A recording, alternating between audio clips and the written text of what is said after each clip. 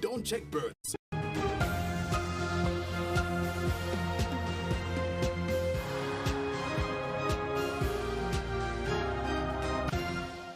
Welcome back to Primetime News, and a special welcome once again if you're watching online at onespotmedia.com. Up first this evening, dozens of persons were arrested on Christmas Eve for breaches of the nightly curfew orders. We start our coverage in Clarendon, which, up to news time, had the highest number of arrests. The cops say while most persons obeyed the curfew orders, a few didn't and are now facing the consequences. Increases in crime and COVID cases have led to greater police operations in Clarendon in recent weeks. Head of operations for the Clarendon Police, Superintendent Christopher Phillips, says while there was some leeway for commercial activities on Christmas Eve, they were strict with the 10 p.m. curfew time. I want to commend those persons who, continue to do their best to observe the measures, but we still have some persons who are very, very much, not doing so, not showing any care, any regard at all for the public. He says after the cutoff time, a team went out to enforce the measures. Until I say Rasta make case come off on the road. Curfew starts at 10 and you're well in breach of the curfew. The police would have been warning over 2 hours now. I have none of them come that way and I heard them. I am on my way from way out there.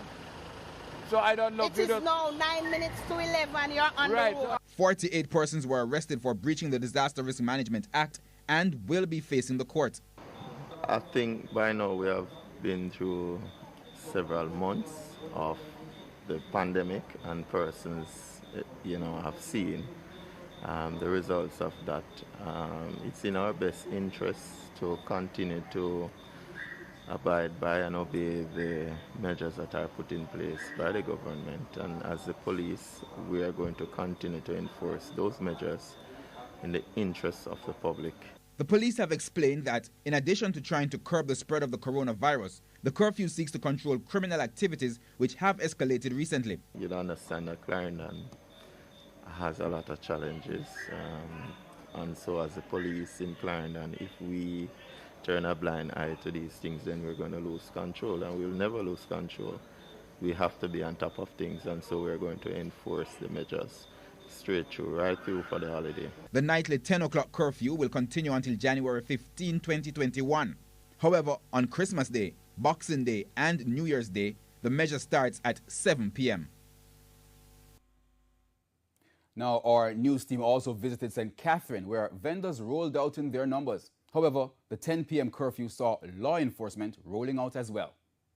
Despite the restrictions placed on Christmas Eve, some vendors in Spanish Town, St. Catherine, last night gave mixed views on sales and the curfew. The COVID cramp everything. The COVID cramp everything. People are trying still. You understand? But the people that come out and them come out of the mask and them are try. But it's not sufficient. Today was not bad at all. Can't complain if you give that time. Real good. Right. Everybody can sit and can eat food. When it finally reached 10 p.m., our news team observed the police issuing warnings for people to get off the streets. What is happening here? Why are these things still on the road? People, you're warned that you should be off the street from 10 p.m. It is after 10 p.m. now. The Prime Minister made it known about 2 weeks ago, 10 p.m. curfew time, and you people are still on the street. We need some compliance, please. Some persons were detained briefly, but released after giving a plausible explanation for being out after the curfew. Police reported a 90% compliance with the Disaster Risk Management Act in the parish last night.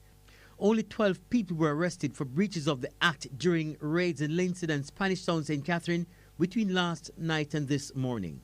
According to the police, 5 sound systems and an assortment of liquor were seized. An M16 rifle and 15 rounds of ammunition were found in an open lot in Greendale, Spanish Town. In another area, police had their work cut out for them when residents attending a party in Africa in the Marchpen Road area of Spanish Town used gravel to block one entrance to the community. When the police got to the other entrance, patrons had fled, leaving the food and liquor. No one was arrested. Kirk Wright, TVJ News. Meanwhile, it was a similar situation in the corporate area and Portmore in St. Catherine. Some insisted on defying the rules and seemed to get away with it. Christmas Eve, downtown Kingston at 9 p.m. The traffic is at a standstill and the crowd is thick. At 9:30 p.m., things started to subside. We observed some vendors and shoppers packing up ahead of the 10 o'clock curfew. No, we are getting ready to leave. We are getting ready to leave because we downtown, we are following the protocols. The Prime Minister said we have to leave by 10 and we are getting ready to leave. Probably we are just a bit behind schedule, but we are ready to leave. However, there are few vendors who are adamant they were not leaving. Boy, we are hustling, so we have to eat food, so by if the time done, I just saw it go. Right through, soon done and go home. Them feel like you're selling our food, we are eating a miss. Damn, my yard, me not go eat no food. No, that's my living, you know, so we work, you know, if we go home, we can't trade. You see me? We have to sell it before I go home. No, I don't intend for pack up. I bleach tonight. At 10 p.m., the rush to get home started. By now, the police are in operation mode and persons have no choice but to get off the streets, even if it means jamming into the trunk of a taxi. At about 11:30, an hour and a half after the curfew time, the police flooded the streets. And as it inches closer to 12 a.m., this is what Halfway Tree looked like. Not many cars and barely anyone on the streets. It's now 12 a.m. and after driving through the town area, we noticed some activities still taking place and persons seemingly having a grand time. Minutes after 12 a.m., we journeyed to Kencott in St. Andrew, where we were just in time to witness the police shutting down a party and patrons leaving disappointed. At 1 a.m., we made our final stop in Portmore. Here, things looked lively. The jerk pans were out and so were the patrons. We did see at least one police vehicle, but they did not stop at the gathering. At news time, the corporate area police could not confirm the number of arrests made for breaches. Prince Moore, TVJ News.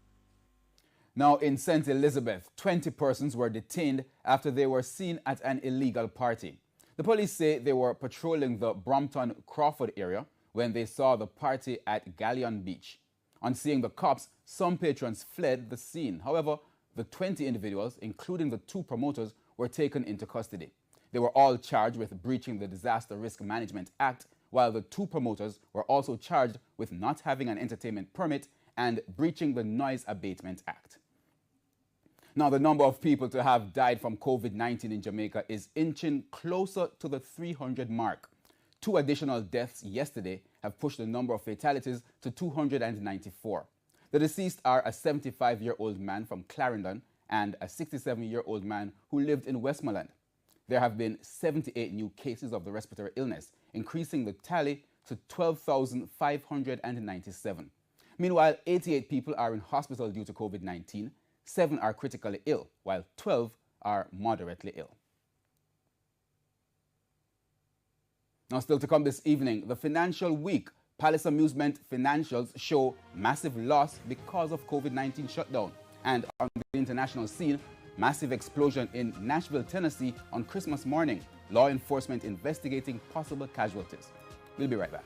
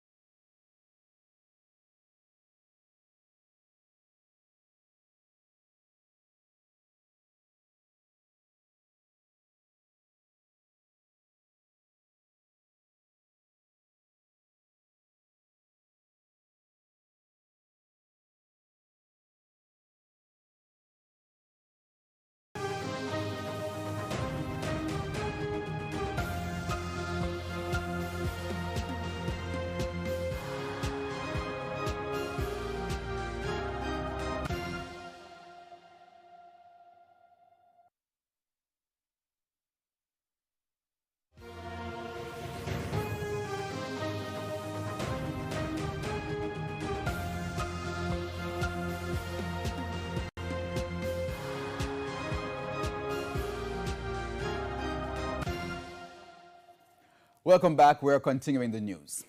We pick up on a lighter note as the police have not only been involved in curfew enforcement for the season.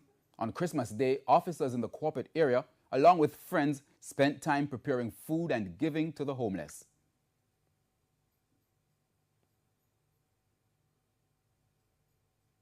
This initiative was birthed out of a group of police officers. On numerous occasions, we've worked on public holidays to include Christmas and Boxing Day, New Year's, and so we came together as a group. We were invited. I'm thankful for Susan Dad here, who opened the initiative in inviting us over just to, make the less fortunate, cause them to have a fortunate day, just like us.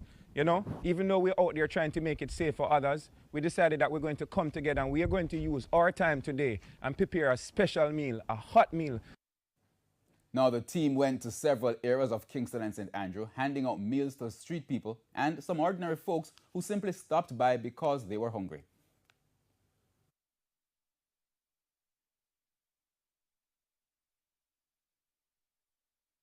Yeah, man, I like sizzling that I deal with easy cold doing for the homeless, drive around and issue food and give to the less fortunate. But look here, pass, try to stop and all the food and eat it and build a vibes, A good look. And I just want to thank God for everything. For giving back to the homeless them and all these things. Jesus saying humble servant, Yeah, man, them come to give you food, man. Yeah, man, we're thankful, man. Jesus saying humble servant. Beautiful. Elvis Salter, more popularly known as the singing teacher, went viral after a video of her singing to her science students melted hearts across Jamaica and in the diaspora. Well, what has happened with her since and how has she adjusted during COVID?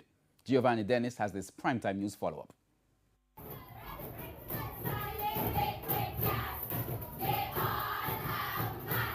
The video that transformed Elvis Salter into a viral singing sensation. A television Jamaica news story, Smile Jamaica, a Gleaner feature, and many more.